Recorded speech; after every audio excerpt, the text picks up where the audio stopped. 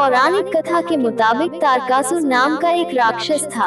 उसके 3 पुत्र थे, तारकक्ष, कमलाक्ष और विद्युन्माली। भगवान शिव के बड़े पुत्र कार्तिकेय ने तारकासुर का वध किया। अपने पिता की हत्या की खबर सुन तीनों पुत्र बहुत दुखी हुए। तीनों ने मिलकर ब्रह्मा जी से वरदान मांगने के लिए घोर तपस्या की। ब्रह्मा जी तीनों की तपस्या से प्रसन्न हुए और बोले कि मांगो, क्या वरदान मांगना चाहते हो। तीनों ने ब्रह्मा जी से अमर होने का वरदान मांगा, लेकिन ब्रह्मा जी ने उन्हें इसके अलावा कोई दूसरा वरदान मांगने को कहा। तीनों ने मिलकर फिर सोचा और इस बार ब्रह्मा जी से 3 अलग नगरों का निर्माण करवाने के लिए कहा, जिसमें सभी बैठकर सारी पृथ्वी और आकाश में घूमा जा सके।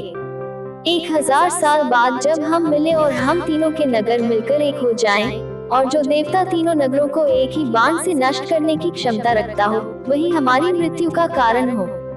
ब्रह्मा जी ने उन्हें ये वरदान दे दिया। तीनों वरदान पाकर बहुत खुश हुए। ब्रह्मा जी के कहने पर मयदानव ने उनके लिए 3 नगरों का निर्माण किया। तारकक्ष के लिए सोने का, कमला के लिए चांदी का और विद्युन्माली के लिए लोहे का नगर बनाया गया। तीनों ने मिलकर तीनों लोकों पर अपना अधिकार जमा लिया। इंद्र देवता इन तीनों राक्षसों से भयभीत हुए और भगवान शंकर की शरण में गए।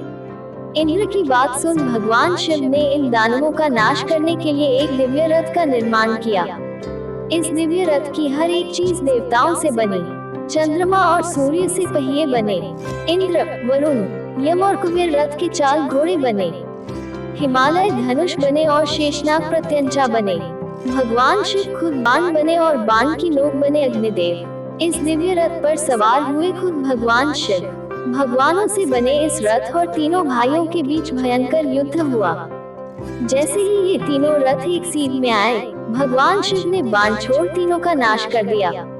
इसी वध के बाद भगवान शिव को त्रिपुरारी कहा जाने लगा। ये वध कार्तिक मास की पूर्णिमा को हुआ, इसीलिए इस दिन को त्रिपुरी पूर्णिमा नाम से भी जाना जाने लगा। अगली कहानी के लिए चैनल सब्सक्राइब कर लीजिए, साथ ही नोटिफिकेशन बेल आइकॉन क्लिक करना न भूलें।